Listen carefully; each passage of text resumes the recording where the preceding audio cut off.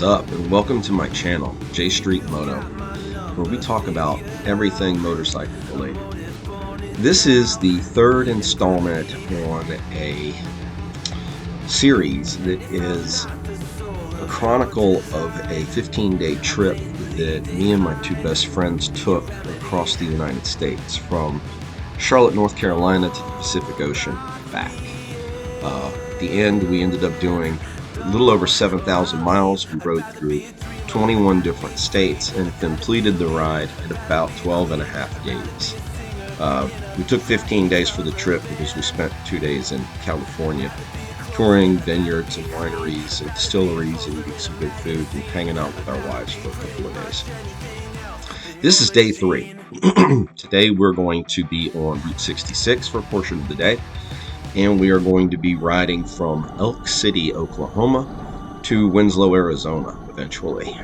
We started out the day a little overcast, and we definitely knew we were going to be getting into some rain at some point, but we decided to start by seeing the largest Route 66 sign along the route, and that's it right there. So we figured that would be a good opportunity. It wasn't that far from where we stayed the night before. So we figured that'd be a great place for us to start our sort of touristy kind of stuff that we were going to do on Route 66. It was the first point of interest that we chose to visit.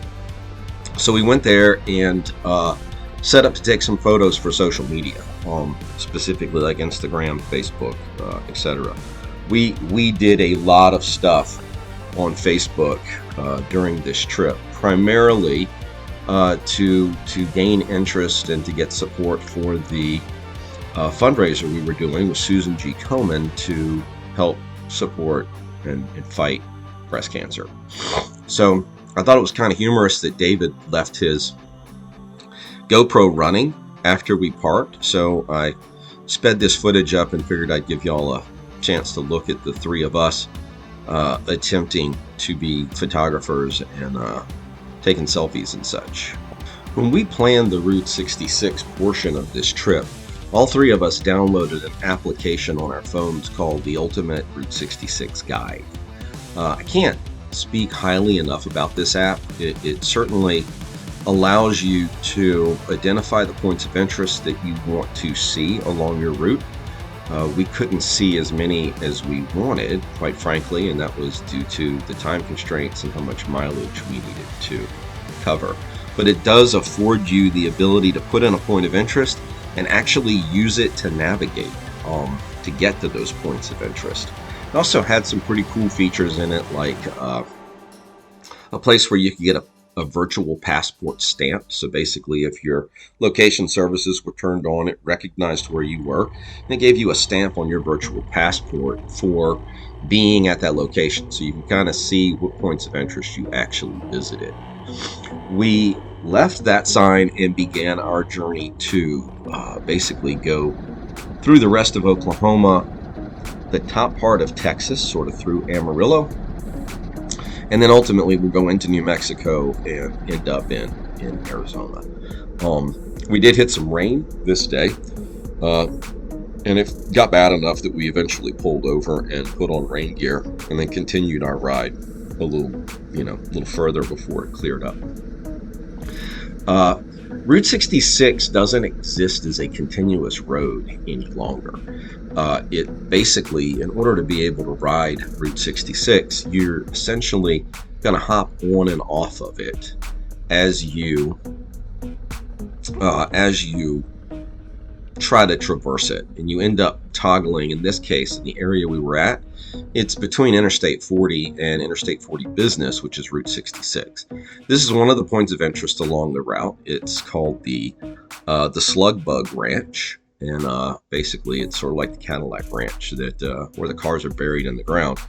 We stopped, took some pictures. I think it's fascinating that essentially several of the attractions along Route 66 are basically living works of art. So if you have the space and can take it, remember to pick up some spray cans, because graffiti is encouraged.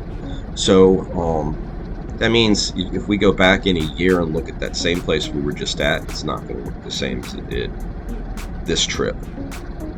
So we still needed to cover. I want to say we ended up going about 700 miles on this day, and that meant that we couldn't see as many of the attractions or couldn't stop at as many of the points of interest as we might have liked to. But the good news is when you're riding on Route 66 and when you're riding on Interstate 40, which basically parallels that road, some of the points of interest are within eyesight of where you're driving. So you can just kind of look off to the side and see like a big outdoor work of art. This was the Big Texan. We stopped there because we needed some Route 66 memorabilia. We also visited it's a place called the Second Amendment Cowboy. There were some really cool cars sitting out front. Big, tall Texas Cowboy. The interesting thing about Route 66 is it is known for these big, giant kind of statues that are along its route. Another thing we did along this trip, or in preparation for this trip, was we bought a book called the Route 66 Easy 66 Guide for Travelers, and it's by Jerry McClanahan. You can get it on Amazon. If you're going to go out towards if you plan on ever traveling Route 66, I highly recommend getting this book in advance and studying and reading up on it. It gives you a lot of good information about that road. And about how it specifically is pretty good at giving you turn-by-turn instructions on how to get through different towns and different cities that the Mother Road rolls through and stay on as much of it as possible. Our trip wasn't designed to run it from Chicago all the way down to California, so we were just like getting on sections of it. But the way the book is organized, you can look at the states that you're going to be going into and pick the things or see the things that you want to see. This time, at this stop, I was the one that left my camera running. And so I thought it'd be funny if I sped it up and let y'all see us get out of our rain gear. We're also doing quick repair to David's lower fairings to hold his vents open. Zip ties are a godsend. That restaurant we were eating at, La Cita, is on Route 66. It's one of the historical restaurants along the road. The food there was outstanding. I can't give them enough props for how good that meal was that we ate. They've also got a really decent souvenir shop there where you can buy some more Route 66 memorabilia.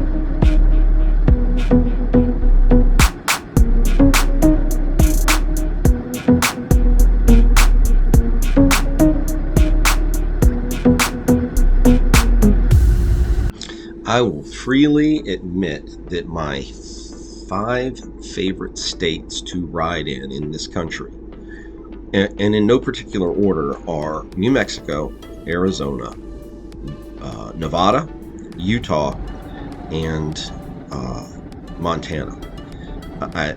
I mean, especially New Mexico. I mean, they call this state the land of enchantment for a reason.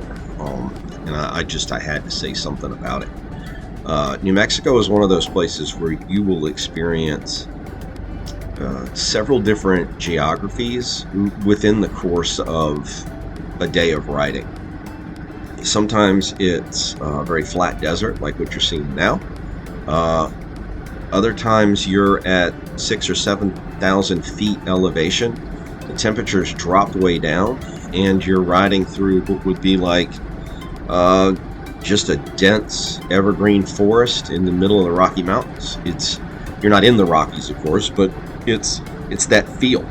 And then you're back down in the desert again, and then you're driving past canyons and driving through ravines, and it's just beautiful scenery riding through here. I can't speak highly enough about it. It's one of my favorite parts of this trip once we get into this part of the country, because I know that for the next several days that we're riding, while we make the turn and travel north and then turn back to the east, we're going to be seeing all this just beautiful country. So yeah, let's talk for a second about a tip that we got during our first trip in 2020. David and I got, and we have pretty much followed that tip ever since we heard it. Our first experience with the desert, and to put things in perspective, on this day we are traveling. It's early June. We are in New Mexico, and I think today the high probably was around 101 degrees. I think the hottest day that we rode through hit 107. It gets hot. It's like riding in a convection oven. But in 2020, when we were stopped at one of the dealerships, this older guy that rides adventure bikes through the desert pretty much year round recommended that we get long sleeve t-shirts, specifically ones that are brightly colored, so they would reflect sunlight. Think white long sleeve t-shirts, think bright orange, think bright green or bright yellow. And basically his point was, you're going to be dealing with the air temperature, and that's going to be dehydrating you and making you hot. Try and cover as much of your skin as you can so that you're not also radiating your skin while you're riding in these temperatures. It was a brilliant recommendation, and it's one that we have followed pretty much to the T on every trip that we take, where we end up going through very hot and or very hot and dry climates.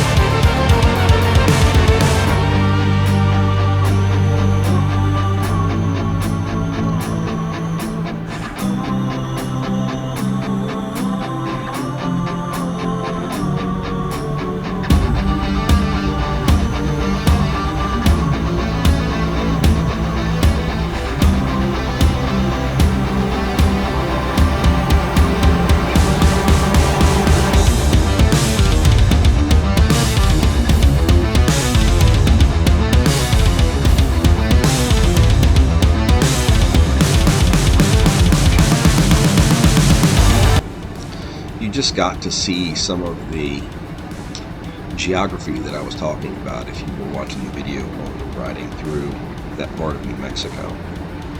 Currently, we are making our way to Albuquerque. We had to go through Albuquerque to get to Winslow, where we were going.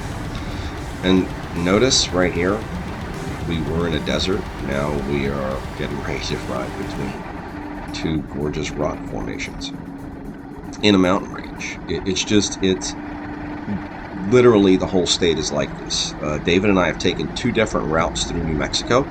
The first time that we went to California, we dipped down into down towards where Roswell was, and then kind of made our way across back up and over through Lincoln National Forest, which I highly recommend making that ride if you ever get the chance. To do it, you need to get to US 70. We got there from Roswell using Highway 380. But again, US 70. You'll be on the right one. It will take you through Lincoln National Forest, which is just an absolutely breathtaking ride and scenery. And then drops you down into the desert near White Sands Proving Ground. And then you go back up over another small mountain range, sort of like the ones you're seeing now, that are desert-like, or more desert-like, and you end up in Las Cruces, New Mexico. So the first time we took the trip, we went that way. This time, we're going pretty much through the northern part of New Mexico, or certainly more towards the north of New Mexico, heading almost making a beeline straight towards Flagstaff. Winslow's kind of in between Albuquerque and Flagstaff in New Mexico. So that's where we're at this point in the ride, or on this day. When we stopped for lunch, we did do what we've been doing every day, and that is pick where we're going to stay for the night. We knew we were going to make it to Winslow, Arizona. That was the goal for today.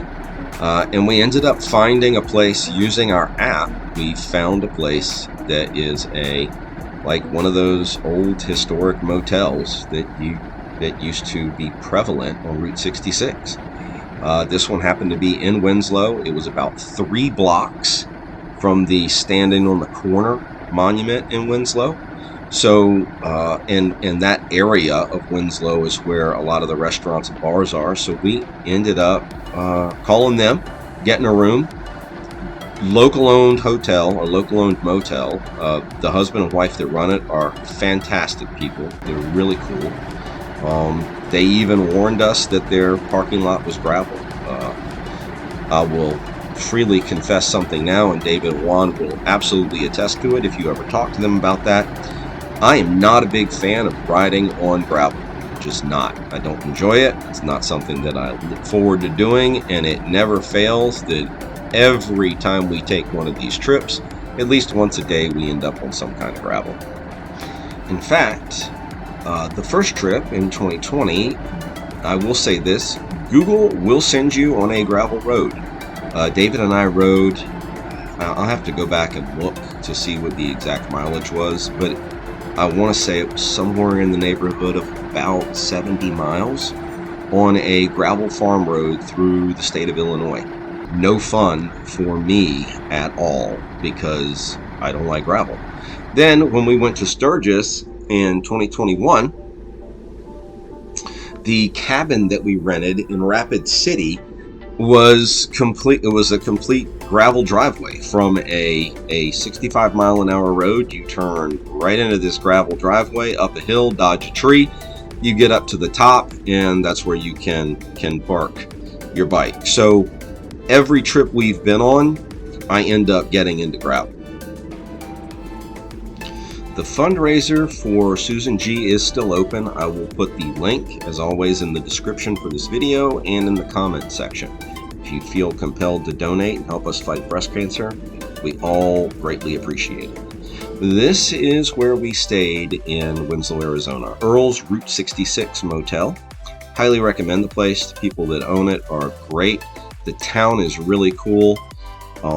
In a second, you're going to see the corner in Winslow, Arizona. This is their claim to fame, guys. This is what you go there for. A lot of cool bars and restaurants with some really good food right around that spot there. They even got a flatbed Ford sitting out in front at that corner. Tomorrow, we will start out at that place with pictures of the bikes. Thank you guys for watching the video. I appreciate your time, I really do. If you would like to subscribe, please do so. If you'd like the video, please like it.